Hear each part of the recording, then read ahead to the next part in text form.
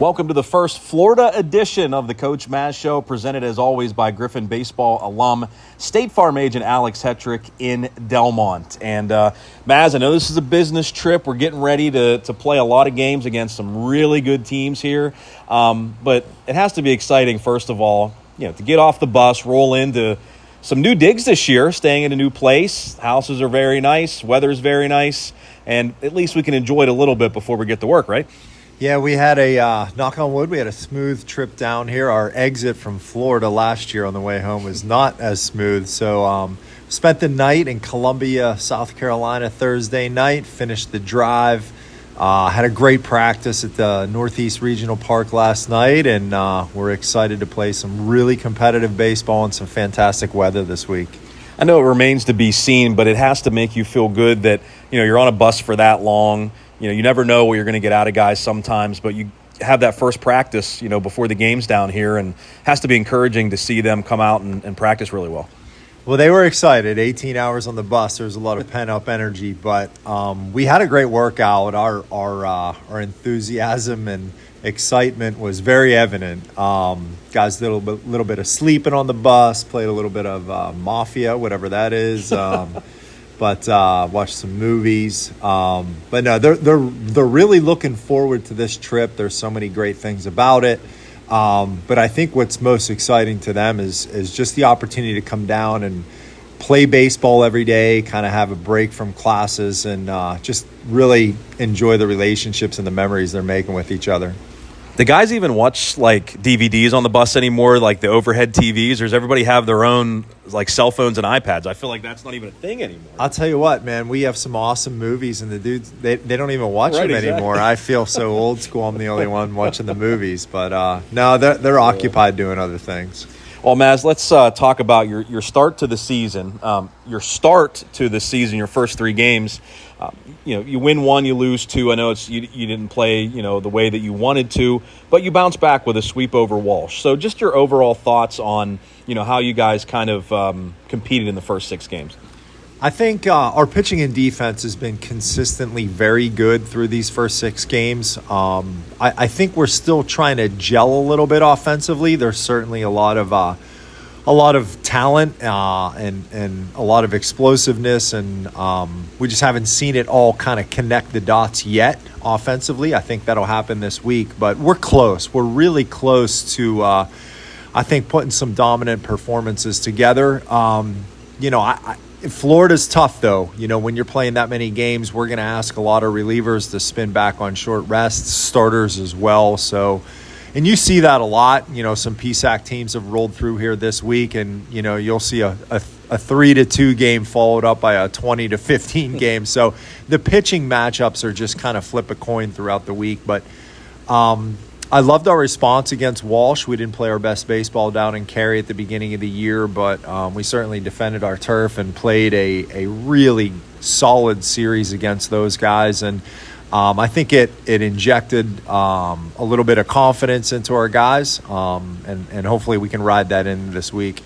The last time you played that third game against Walsh, a 9-1 victory, big games for guys like Vinny Rauso, who's been hitting the ball very well early on this year. Jack Whalen continues to show that he can not only get on base, but swipe some bags as well.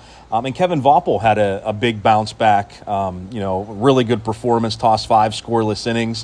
What kind of stood out to you from that specific game the last time you guys played?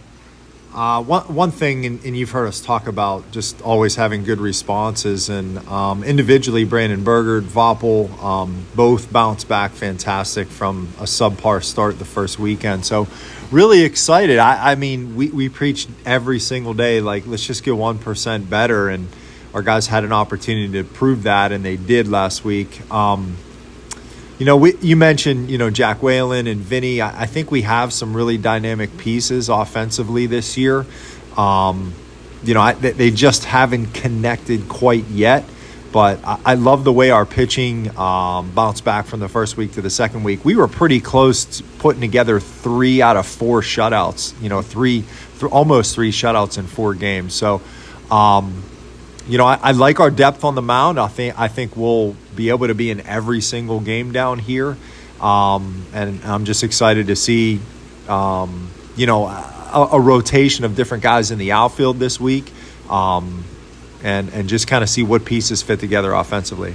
Well, before we started talking about this interview, I mean, you guys were going over the depth that you have on the mound, and you really have certainly a lot of it. And every guy, I guess, pieces together differently, right? Every guy has his strengths, maybe some weaknesses and things like that. But I don't know, does that make it exciting for you to kind of debate that and figure out, what the plan is, whether it's going into Florida or whether going into conference play? Yeah, it's a testament on the pitching side. It's a testament to our players and how they've just really embraced a lot of different roles. We have guys like Mike Marizzaldi, Ian Korn, Aiden Layton, Andino Vecchiola, even Caden Wood. Those are all guys that have started games for us in the past. Jared Dowie, we've asked them to pitch out of the bullpen, but yet with a possibility of maybe having to spot start a game. So it's a dynamic group that really just kind of embraces whatever role they're given. Obviously a testament to Coach Martin and how he's developed those guys. But I think they're coming down here, and certainly the rest of the year, just ready for anything. They're willing to just go out there in whatever role that their number is called.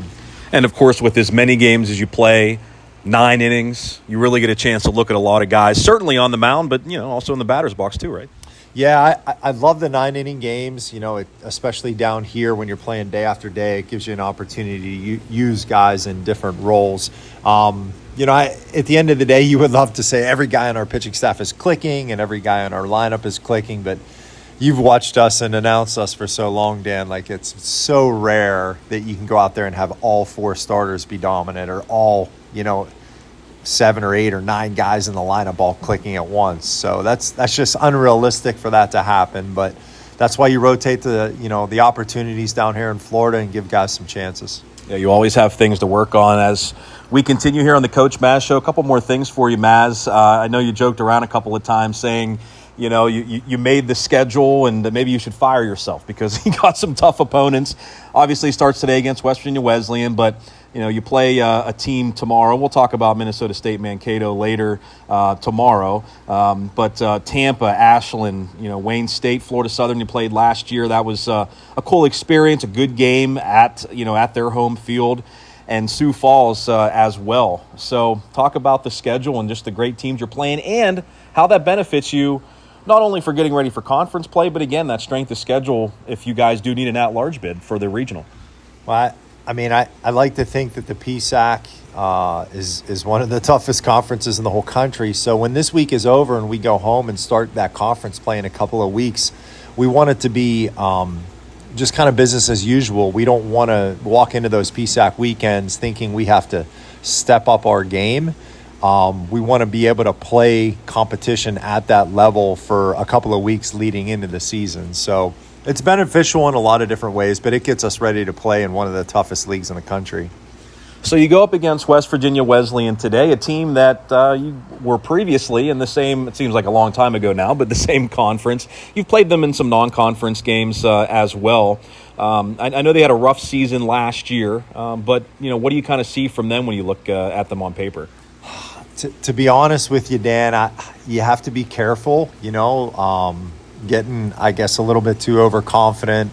They didn't have a very good record at all last year.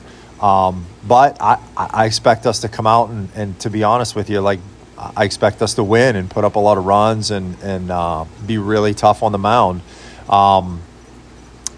You don't want to look ahead. You absolutely have to take, every game one day at a time. And it's been quite a while since we played Wesleyan. Like you said, they were in our league, but since we left the West Virginia Conference back in 2013, I'm not sure that we've even played them. We've tried to play some midweeks with them. So they're a program that's been down for a number of years, maybe struggling to have an identity. And I think that combined with some of the other teams in their league, Glenville and Charleston and West Virginia State and Concord, all have kind of elevated their program. So we expect to come out and take care of business early on today. Hopefully put up some runs early, find some opportunities to get some other guys on the mound and start this trip off with a big W. A couple times, 2016 was the last time you played them, but it was here in Florida. So finally, Maz, your plan then on the mound, I know you guys are maybe handling it almost as a midweek game if you will. And should we see a few guys out there for you? Definitely, you will. We'll start John McCullough today, but he's going to be restricted to just 2 innings since we plan to bring him back in a few days. So he would be, I guess, what you would call an opener today. He'll open. And he's felt good, correct? He has, yeah. We haven't stretched him out too much. I think he's only thrown maybe 2 or 3 innings at a time, but he's looked fantastic. I'd be confident in saying he's returned to the form, if not better, than before his injury. So he'll start the game for us, and I would assume that we'll have to throw 2 or 3 more bullpen guys behind him. All right. Well, hey, should be a lot of fun, Maz. I can't wait to get this week going, and I'm sure there'll be, as there always are, a lot of Seton Hill fans, parents, families down here making the trip, and certainly a lot of Griff fans listening and hopefully watching Westmoreland Sports Network. Let's go get it, huh? Yeah, I know we're in a little bit better weather down here today than they have back in Western PA.